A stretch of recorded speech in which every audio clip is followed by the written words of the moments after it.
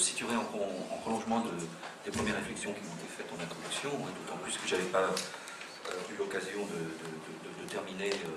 je dirais, mes développements. Donc je partirai sur cette idée et puis j'essaierai de l'affiner, hein, en reprenant les trois exemples proposés. Hein, sur cette idée, premièrement, hein, y a-t-il une division à faire entre d'un côté un conflit politique, hein, qui est directement dirigé en demande de revendication à l'État, et d'un autre côté un mouvement social qui, sur des revendications très variées, existe et finalement parvient à constituer un bloc d'opposition, éventuellement, hein, dans certains cas, à l'État. Alors, je partirai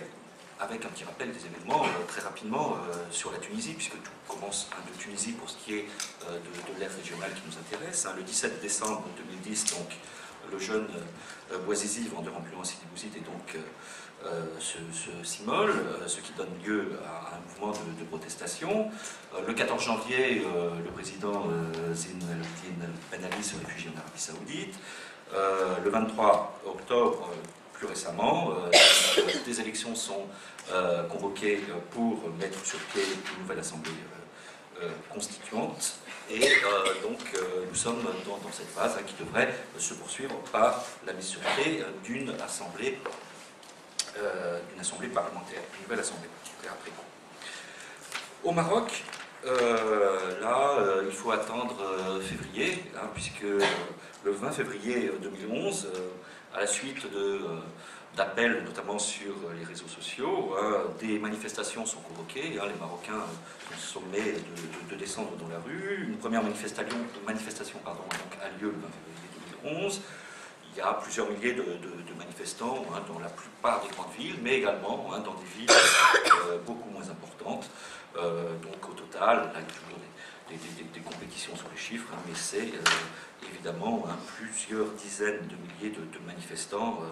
voire des centaines de milliers de manifestants qui sont dans la rue. En Algérie, le mouvement, hein, parce qu'il y a un mouvement, hein, se divise en deux temps. Hein. Tout d'abord, avant même le Maroc, hein, entre le 3 et le 7 janvier 2011, l'Algérie connaît des émeutes qui sont d'ampleur nationale, hein, puisque suite à la hausse brutale des prix de l'huile et du sucre, un certain nombre de villes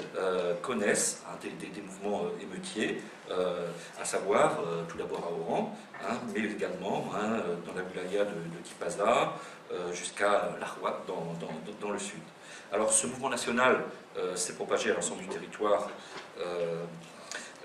et cause, hein, la mort de personnes, hein, au moins 5 personnes, hein, qui seraient, suite à ces émeutes, mortes. Et puis, deuxième temps, hein, dans la mobilisation algérienne, c'est-à-dire que les émeutes vont finalement s'arrêter, hein, après ces 5 jours, et puis il faudra attendre un deuxième temps qui est celui, hein, de la création, de la mise sur pied d'une coordination, hein, qui s'appelle la Coordination nationale pour le changement démocratique, la CNCD, hein, qui est annoncée le 21 janvier. On y retrouve des représentants de la Ligue algérienne de défense des droits de l'homme, la LADDH, dirigée par Mostafa Bouachichi, mais aussi des représentants de syndicats autonomes, hein, ces syndicats qui ont émergé dans les années 90, hein, suite donc à l'émergence d'une nouvelle configuration institutionnelle après les émeutes de 1988, où, hein, les taux s'étaient desserrés puisque des partis politiques et des associations, mais également des syndicats, étaient apparus. Alors, cette coordination nationale pour le changement démocratique va organiser un certain nombre de marches, hein, notamment à Alger. Elle rassemble, on va dire, notamment, hein, il y a les 2 premières marches, celle du 12 et du 19 février, elle rassemble entre 2000 et 5000 personnes, hein, alors que de l'autre côté, hein, le dispositif policier, lui, est au nombre de plusieurs dizaines, hein, de milliers d'agents. Donc, la répression était plus nette, hein, puisque les manifestants sont arrêtés, empêchés de prolonger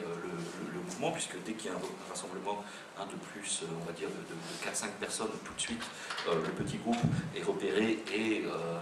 mis, soit arrêté, soit brisé dans sa composition. Et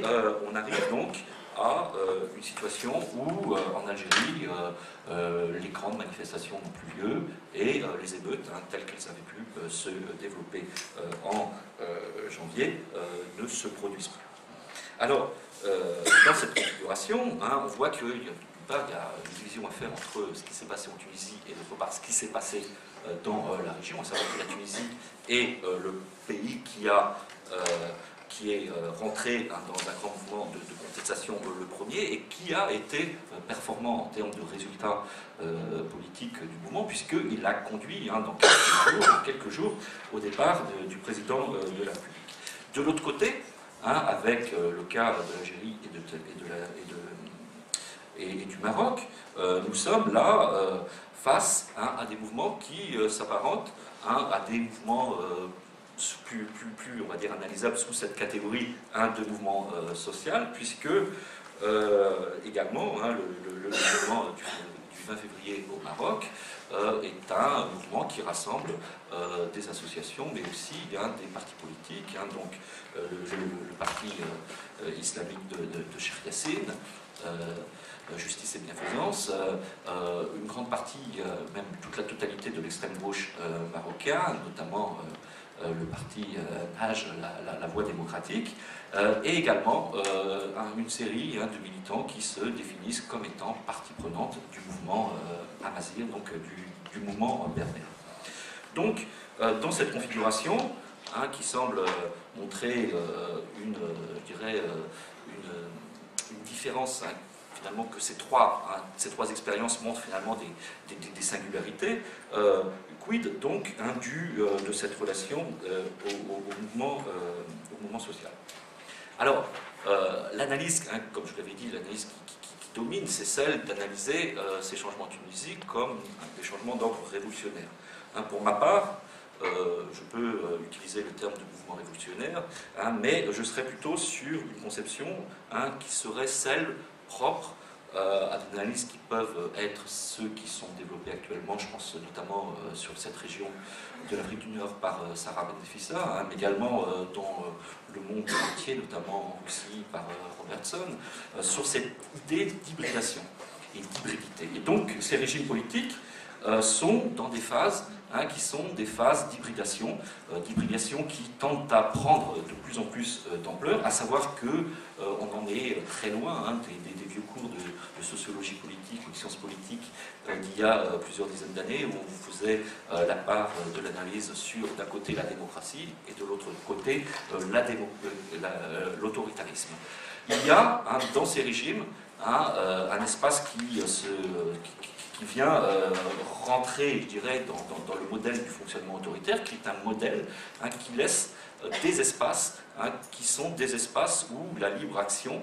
où la libre intervention est permise à partir du moment où, selon le jeu